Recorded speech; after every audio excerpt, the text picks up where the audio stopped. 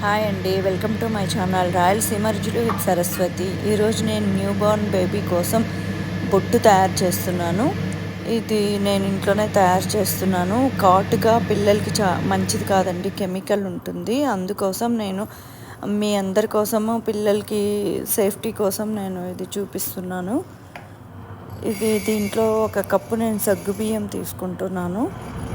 దాన్ని మనము రొట్టెలు చేసే పెనం మీద వేసుకొని బాగా నల్లగా వచ్చేంత వరకు వేయించుకోవాలా. బయట దొరికే కాటుగా కెమికల్ ఉంటుంది, పిల్లలకి మంచిది కాదండి. అందుకే నేను సగ్గుబియ్యంతో చేస్తున్నాను. సగ్గుబియ్యంతో మెరుస్తూ చాలా బాగుంటుంది. ఇది న్యాచురల్, అసలు చాలా న్యాచురల్, ఇంకేం యాడ్ చేయము దీంట్లో. కొత్త సగ్గుబియ్యమే. ఇది బాగా మార్చాలి, దీన్ని నల్లగా చేసి పూర్తిగా నల్లగా అవ్వాలి. ఇంకా అసలు ఎక్కడ తెల్లగా అనేదే లేకోకుండా. ఇది నాకు మా అమ్మ చేసేది మా పిల్లల కోసము. ఇప్పుడు నేను మనవడి కోసం నేను తయారు చేస్తున్నాను. న్యూ బోర్న్ బేబీ కోసం మీరు కానీ ఇంట్లో ప్రతి ఒక్కరు ఇలానే తయారు చేసుకోండి. మీ అందరి కోసమే నేను చేసి చూపిస్తున్నానండి. దీన్ని ఏం లేదు, మనం ఈజీగానే ఊరికే మార్చాలా అంతే.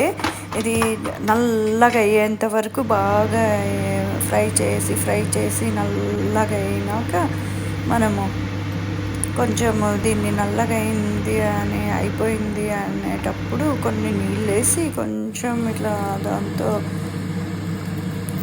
గుణకతో మెదుపుతాను, ఇట్లా ఇప్పుడు చేస్తున్నట్టు అట్లానే వేసుకొని నీళ్ళు మిక్స్ అయి ఉంటాయి కదా, కొన్ని నీళ్ళు వేస్తా, వాటరు. అది మనము ఫిల్టర్ చేసుకొని ఒక గాజు డబ్బాలో నిల్వ చేసుకుంటే, ఇది మన క్రీమ్ డబ్బాలు ఖాళీ ఉంటాయి కదండి గాజువి, దాంట్లోకి వేసి పెట్టుకుంటే మీకు ఇట్లా చేతితో మనం ఇట్లా రౌండ్ చేసి పెట్టేసేదే పిల్లలకి.